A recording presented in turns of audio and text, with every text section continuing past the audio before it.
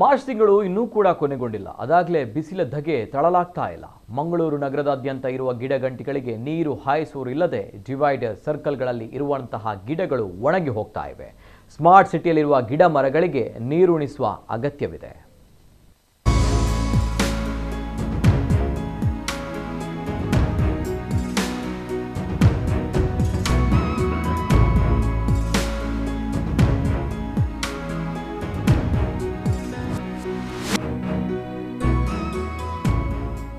ಹೌದು, ನಮ್ಮ ಮಂಗಳೂರು ಸ್ಮಾರ್ಟ್ ಸಿಟಿಗೊಮ್ಮೆ ಸುತ್ತು ಹಾಕಿದರೆ ಇಲ್ಲಿ ನೆಟ್ಟಿರುವ ಗಿಡಗಳು ಒಣಗಿ ಹೋಗುತ್ತಿರುವುದನ್ನು ಕಂಡಾಗ ಹೊಟ್ಟೆ ಚುರುಕುಟ್ಟುತ್ತಿದೆ. ಬಿಸಿಲದಾಗೆ ಮನುಷ್ಯರಿಗೆ ತಾಳಲಾಗ್ತಾ ಇಲ್ಲ. ಇನ್ನು ಈ ಗಿಡಗಳಿಗೆ ನೀರು ಹಾಕದೇ ಇದ್ದರೆ ಅವುಗಳ ಸ್ಥಿತಿ ಹೇಗಿದ್ದೀತು? ಮಂಗಳೂರು ನಗರದ ಅಂದ ಹೆಚ್ಚಿಸಲು ಕೋಟಿಗಟ್ಟಲೆ ಹಣ ಸುರಿದು ರಚಿಸಲಾಗಿರುವ ಪಾರ್ಕ್ಗಳು, ಡಿವೈಡರ್ ಹಾಗೂ ಕೆಲವೊಂದು ವೃತ್ತಗಳಲ್ಲಿ ಬೆಳೆಸಲಾಗಿರುವ ಗಿಡಗಳಿಗೆ ನೀರಿನ ಅಭಾವ ಕಾಡಿದೆ. ಕ್ಲಾಕ್ ಟವರ್ನಿಂದ ಹಂಪನಕಟ್ಟೆ ಸಿಗ್ನಲ್ನವರೆಗಿನ ಗಿಡಗಳಿಗೆ ಸರಿಯಾದ ಪ್ರಮಾಣದಲ್ಲಿ ನೀರು ಸಿಗುತ್ತಿಲ್ಲ. ಇದರಿಂದ ಡಿವೈಡರ್ನಲ್ಲಿದ್ದ ಹಸುರು ಮಾಯವಾಗುತ್ತಿದೆ. ಮಾನವಿಕಟ್ಟೆ ಸರ್ಕಲ್ನಲ್ಲೂ ನೀರಿಲ್ಲದೆ ಗಿಡಗಳು ಒಣಗಿ ಹೋಗಿವೆ. ಸರ್ಕಲ್ ಅಂದ ಹೆಚ್ಚಿಸುವ ನಿಟ್ಟಿನಲ್ಲಿ ಈ ಹಿಂದೆ ಗಿಡಗಳನ್ನು ಬೆಳೆಸಲಾಗಿತ್ತು. ಆದರೆ ಇದೀಗ ಗಿಡಗಳು ಸೊರಗಿ ಹೋಗಿವೆ. ಸರ್ಕಲ್ನಲ್ಲಿದ್ದ ಹಸುರು ಒಣಗಿದೆ. ಮಣ್ಣಗುಡ್ಡ, ಬಿಜೈ ಪಾರ್ಕ್ಗಳಲ್ಲೂ ಗಿಡಗಳು ಒಣಗುತ್ತಿವೆ. ಹಂಪನಕಟ್ಟೆಯಲ್ಲಿ ಈ ಹಿಂದೆ ಇದ್ದ ಬಾವಿಯಿಂದ ಇಲ್ಲಿರುವ ಆಟೋ ರಿಕ್ಷಾ ಚಾಲಕರು ಇಲ್ಲಿರುವ ಗಿಡಗಳಿಗೆ ನೀರು ಹಾಕ್ತಾ ಇದ್ರು. ಆದರೆ ಇದೀಗ ಮೋಟಾರು ಕಿಟ್ಟು ಹೋಗಿ ಅವುಗಳಿಗೂ ನೀರಿಲ್ಲ ಎಂದು ಬೇಸರ ವ್ಯಕ್ತಪಡಿಸುತ್ತಾರೆ ಆಟೋ ಚಾಲಕರು.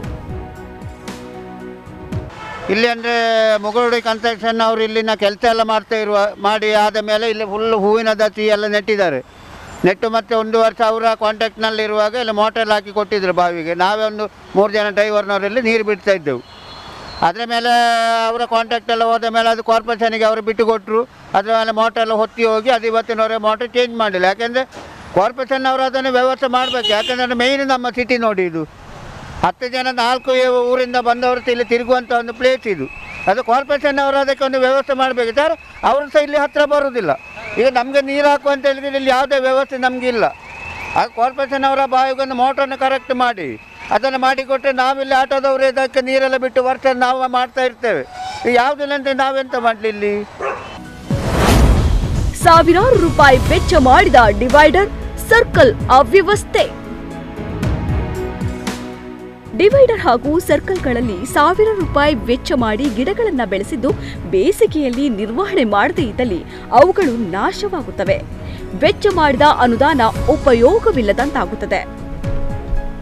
ಮತ್ತೊಂದು ಮಳೆಗಾಲದಲ್ಲಿ ಹೊಸದಾಗಿ ಖರ್ಚು ಮಾಡಿ ಗಿಡಗಳನ್ನು ನೆಟ್ಟು ಬೇಸಿಗೆಯಲ್ಲಿ ಮತ್ತದೇ ಪರಿಸ್ಥಿತಿ ಎದುರಾಗುತ್ತದೆ. ಈ ಹಿನ್ನೆಲೆಯಲ್ಲಿ ಬೇಸಿಗೆಯಲ್ಲಿ ಗಿಡಗಳಿಗೆ ನೀರುಣಿಸಿ ಅವುಗಳನ್ನು ಉಳಿಸುವ ಕೆಲಸವಾಗಬೇಕು ಎಂಬುದು ಸಾರ್ವಜನಿಕರ ಆಗ್ರಹವಾಗಿದೆ. ನಂತೂರಿನಿಂದ ಪಂಪ್ವೆಲ್ ತೆರಳುವ ಹೆದ್ದಾರಿಯಲ್ಲಿ ಕಳೆದ ಬೇಸಿಗೆಯಲ್ಲಿ ಅಪಾರ ಸಂಖ್ಯೆಯಲ್ಲಿ ಗಿಡಗಳು ಒಣಗಿ ಹೋಗಿದ್ದವು. ಇದೀಗ ಕೆಲವು ಗಿಡಗಳು ಒಣಗುತ್ತಿವೆ. ಉಳಿದಂತೆ ನಗರದೊಳಗೆ ಇರುವ ಅನೇಕ ರಸ್ತೆಗಳ ಡಿವೈಡರ್ಗಳಲ್ಲಿ ಕೂಡ ಗಿಡಗಳಿವೆ.